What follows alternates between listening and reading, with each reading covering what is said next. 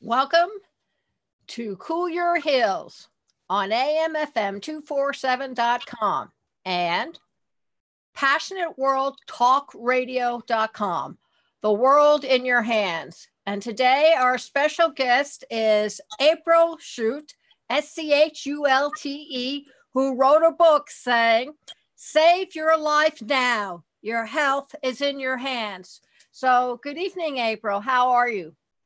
I'm doing well. Good evening to you. I am delighted to have you. According to what I read, you are a big person when it comes to recommending acupuncture and Oriental medicine. And lucky for you, my son married a Chinese lady and he introduced us to acupuncture and homemade Oriental medicine to avoid doctors. That is great, because acupuncture and Oriental medicine is a great option for a lot of people. And it offers a different lens through which to look at our health and see how we can improve our lives in so many different ways. So when you meet somebody or when you are doing your doctor practicing on your patients, what are some of the things that you tell them right off the bat that I'm pretty sure is not the usual stuff that you go in when you see your a regular doctor? That's a really good question. And one thing, I am an acupuncturist. I am a doctor of acupuncture and Oriental medicine. I'm also a firm believer in taking the best of sort of all the different modalities, different things that Western medicine has to offer, and different things that different complementary therapies have to offer, and meld them together in a way that's unique for each patient. And so one thing that I tell my patients is that it's important that we address whatever health concern it is, both at the root level and at the branch level. And what I mean by that is our symptoms are the branch level. There are symptoms from something that's happening deeper in the system at the root level, a root level imbalance. And that imbalance, it might be happening on a physical level, but more often than not, it's also on an emotional level, a mental level, and even a spiritual level. And so when we combine therapies in a way that addresses our mental, emotional, physical, and spiritual being all at once, we really have a chance at getting true health. Do you let your patients know that this is life-changing, that they have to do this for the rest of their lives, and that if they falter or lose their way, all they need to do is pick themselves up, brush themselves off, and get them back on the true path again? I'm not usually that blatant when I talk with patients, because they're really not feeling well when they see me. A lot of times I'm their last resort. They've been everywhere else. Maybe they've already been to the Mayo Clinic, or they've seen this specialist or that specialist, and they just haven't been too familiarized with the world of complementary medicine and integrative medicine. And integrative medicine is when we combine Western medicine with complementary medicine. And so a lot of times we sort of are pulling them out of this acute phase of pain or disease. And then that's when I'm more likely to talk about maintenance care. How are we able to stay well after we sort of come out of the depths of a severe disease? What's interesting is in Chinese medicine is actually better as preventative medicine. So we are really good at detecting imbalances in the system before symptoms even show up. Unfortunately, we just don't have that opportunity very often. By the time someone comes to me, usually they're pretty sick. Well, I know that for myself, when I was raising my son, I did not give him the usual pain, the aspirin or the cough medicine, but I tried to find an alternative way of doing it, because that stuff really doesn't always address the one problem that you're having, that they have so, I'm not going to say water it down, but they try to do so much that I think they forget there's only the root cause for that person, for that little person, or for the patient to take. That's true. And I love that you were able to teach your son that there are alternatives, because so many of us don't know that there are options to what Western medicine and conventional medicine in general has to offer.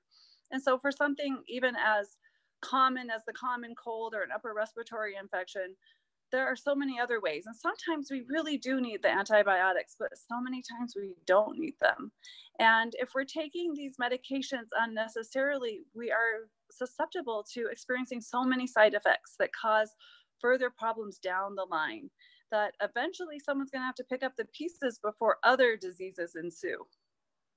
It's difficult. He doesn't take aspirin now for a headache. He goes into a dark room and he closes his eyes and he does some meditation in order to cool himself down, get the stress out. And he says after about an hour, it works. And I think that's great, because I think that Western culture is too quick to pick up a bottle of something and take it to make the pain go away. And I feel like slapping these people and saying, yes, it's a temporary fix. That's why you have to take more and more of that. And as your system gets used to you taking more and more of that, you need to take more and more plus, because the small amount that you started out with no longer works. Headaches are such a good example, because it's actually rare that there's one single cause of a headache. And usually there's a combination of things going on in the system. For example, maybe I like to use my example of a teeter-totter, and you have the patient sitting on one side of the teeter-totter, and on the other side are different factors that might cause the headache, for example. So it might be blood sugar imbalance. It could be that the cervical vertebrae are misaligned. It could be chronic stress causing hormonal imbalances. You know, when we're living under so much stress, we feel like there's a bear chasing us all the time. Our sympathetic nervous system goes into overdrive, and that really drains our adrenals. And that can actually affect our sex hormones and also our blood sugar. And so a lot of times, maybe the person has a cervical misalignment and stress, and their teeter-totter is just about to tip over, and all it takes is a storm to come through and that barometric pressure to change, and bam, we have a headache. And so I love that your son has learned these meditation techniques, because what he's doing is he's lightening the load on his teeter-totter. And there are other things that he probably could be doing as maintenance care, like making sure that his cervical vertebrae are well aligned and that he doesn't have other toxic loads in the system, or maybe there's some hormones that we could balance out, and he'd be less likely to get the headache in the first place, even if he does have stress. So in your book, Save Your Life Now, how do you have it set up, and what do you recommend to your readers that they should approach the book so they can get the best possible solution for their problem? That's a great question. And my book is set up to empower readers to take charge of their health. You know, too often we are giving our health power away to the pharmaceutical companies and to even insurance companies. And sometimes it's worth, even if we have to pay out of pocket, it's worth it, because you're going to end up saving time and money and your health in the long run. And so my book is set up to explain the different options of complementary health modalities that are out there and the benefits of each, along with the benefits of Western medicine.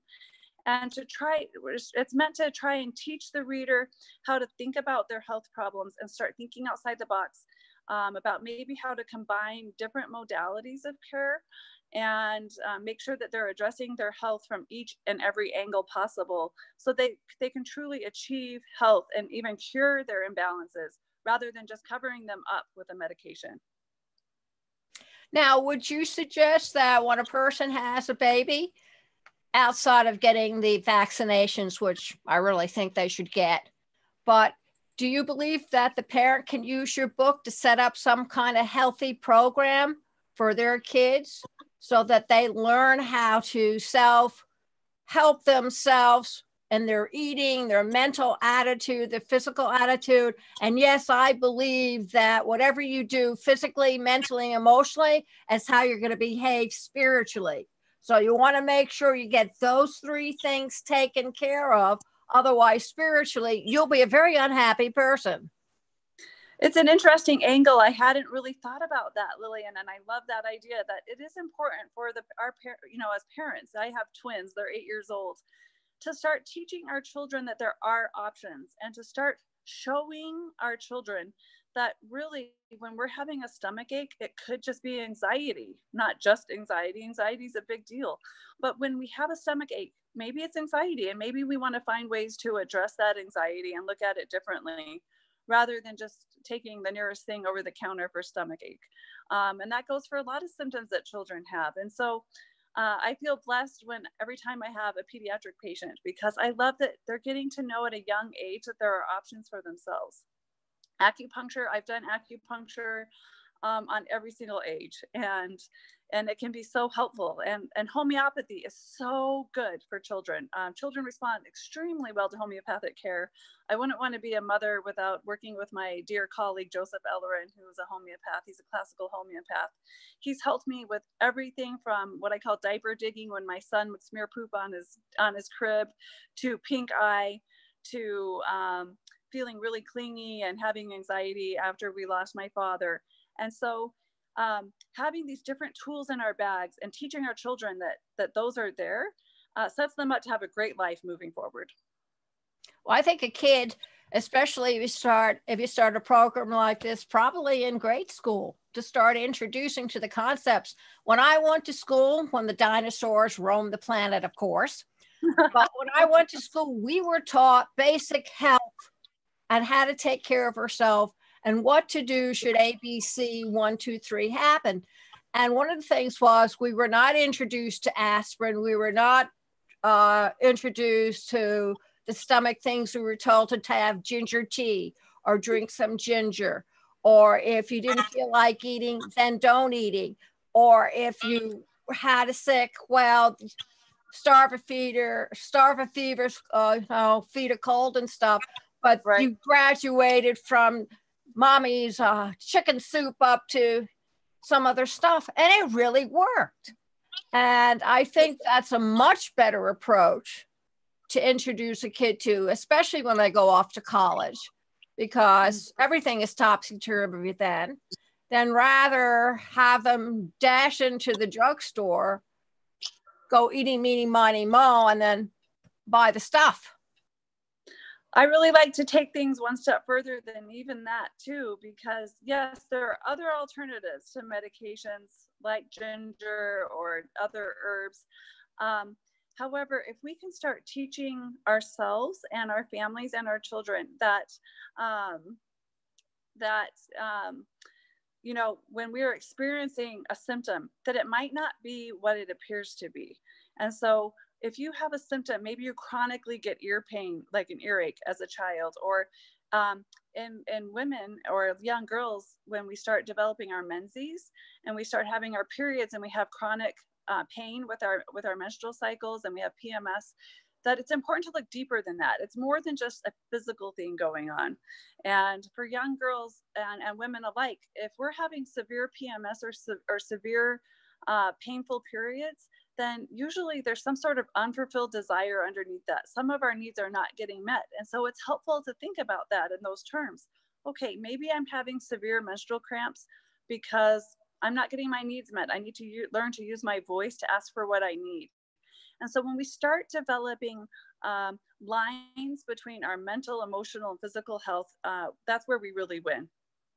When I had severe menstrual cramps, I went out and exercised to loosen the muscles. Even I figured that one out, and it does work.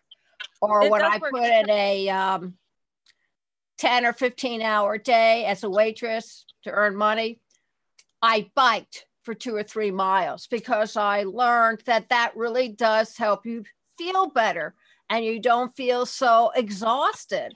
And I figure if I can figure these things out, why can't the rest of the world catch up with us? So, you know why exercise helps a lot for those symptoms is because those symptoms come from what I call stagnation, when the energy inside of us is stuck. And what causes that stuckness is unfulfilled desire or stress. And so exercise is amazing because it gets that chi, if you will, that energy to move in the body. We don't do well when the energy is stuck. And I think, to answer your question, why is it that some people sort of get the idea that it's helpful to look outside the box and other people don't? I think it's a matter of exposure. It's a matter of who we grew up with our parents. Are we going to buy into those commercials that we see incessantly on the TV for the pharmaceutical drugs? And, you know, those commercials are really something else, because you see the people dancing in the daisies and enjoying their lives. And then the captions are like, hey, you might die from taking this medication. You know, you might have severe side effects from this medication, but what you're seeing on the TV are people living their lives to the fullest. And at the end of the day, we each want to live our lives to the fullest. And it's important that we really take health back into our own hands. Save your life now, because if you don't do it, no one else will. And I see too many people falling prey to this idea of pharmaceuticals winning the game, as they do not win. They just don't. I think what you should really do is do what the Greeks used to do, where they had a section in a building somewhere away from the crowds, and they would invite people to come in who are not well, and they would lie down there, and then the physician would go and talk to them and address mental, physical, emotional, and spiritual with them and cure them that way. And I think that makes a lot more sense than throwing a bottle of cough medicine or something else at a person who may or may not accept it. Right. I'm also a ballerina, and I'll never forget going to a ballet intensive seminar one summer. And my professor, my instructor, James Clouser, said one thing. He said, do it right now. And you know, when you're a dancer, you just want to spin and twirl and leap and jump, but you can't get there by just doing it. You've got to learn the proper technique first. You have to follow each and every step. And when you do that, you're actually going to win and get there faster. The turtle wins the race when it comes to our health as well. It's important that we really take the time to look at each element of our health. Like you mentioned, that's awesome about the Greeks, about looking at the mental, emotional, physical, and spiritual aspect of each symptom and each disease. You will actually stay ahead of the game that way, rather than trying to get there quicker by what seems like will be a quick fix it. Rarely is it a quick fix, pharmaceutical medications. So will you be writing a sequel to this book, maybe dealing with some of the alternative herbs that a person can use very simply to cure their stomach ache or to cure a cold? When I was living off the land, I rebelled when I'm in my 20s, and I lived off the land. I homesteaded. We would use rose hips to help us with the common cold. Mm-hmm. And we would also use elderberry, because that was the miracle type weed that you can use it for everything and anything. It was right up there with chicken soup. And I learned quite a bit about herbs when I was homesteading. And I think that if more people were exposed to what they could have that is right there in their garden, I think more people would probably try it. Because look at what the vitamin industry has done with all the supplements and everything that they sell over the counter. It's a multi-billion-dollar business. They would do a lot better to use the alternative with the herbs or with the vegetables, with the plant fibers, than they would. I do have a plan to write sequels to my book. And my idea is to write about specific illnesses or diseases that you can cure using alternative, complementary, and integrative methods that would include things like herbs, and also using food as medicine. You bring up such a good point that food is herbs. You can use food as medicine extremely well. And that's because, you know, different foods have different natures, and different natures do different things in the body. For example, it's really common for me to see a person who has a lot of internal dryness. And that internal dryness can manifest with anything from a thyroid condition to other autoimmune conditions, to tendinitis and things of that nature. And there are foods called Yin Nourishing Foods. In Chinese medicine, Yin is a very nourishing aspect of the body. And there are foods that you can eat that will actually moisten that dryness. So it's different than saying, hey, I'm not drinking enough water. We actually want to start eating what's slippery in nature. And so things that moisten dryness in the body are eggs, pears, asparagus, okra, some of those slippery foods, and that we were able to nourish ourselves at a different level. And that's what I love about Chinese medicine and thinking about our health from an integrative approach is, let's say I had 10 people show up with Achilles tendonitis. Each 10 of those people might have a different diagnosis and therefore a different treatment plan, where we would recommend different herbs, supplements, treatments, modalities, and so forth. Cattails are very versatile for that. Okay, yes. And I'm an Eastern medicine herbalist, and so I know some about Western herbs, but I'm actually more of an expert in Chinese herbology. So could you please tell everybody, April, where they can find your book, where they can find you, your website, and this is your bragging time. Wow, thanks. What an opportunity. My book is entitled Save Your Life Now. Your Health is in Your Hands. I'm Dr. April Schulte. And right now you can find my book on Amazon. I would be honored if you would go to my Amazon account, purchase Save Your Life Now, and let me know what you think. Leave me a review. For your listeners, I'll tell you what I'll do. You go to my Amazon, Save Your Life Now, purchase the book, then go to my own website. It's called Save Your Life Books Now. Save Your Life Now books.com. And we will send you a free exclusive chapter just for your listeners. So go to Amazon, purchase Save Your Life Now, then go to my website, saveyourlifenowbooks.com, and I will send you a free exclusive chapter. Oh, that sounds great. I want to thank you, April, for showing up tonight after what's going on in the Midwest with all the blizzards and the storm going through the states. Ladies and gentlemen, you can find this video all over again next Tuesday evening from 8 to 9 p.m. on AMFM247.com, where over 200,000 subscribers from Roku TV will be seeing you. You could also be seeing it at https://passionateworldtalkradio.com under Cool Your Heels, youtube.com/PWR Network LLC, facebook.com/Passionate World Radio. You can find the audio on iTunes and iHeart. And if you go over to the smart speaker like Alexa and say, Alexa, play Cool Your Heels on AM/FM 247, you'll get to hear the program all over again.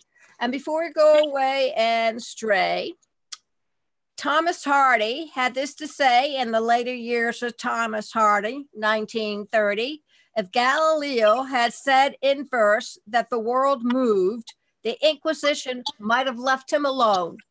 Thank you all very much for listening and viewing, and remember, continue doing that. Thank you very much.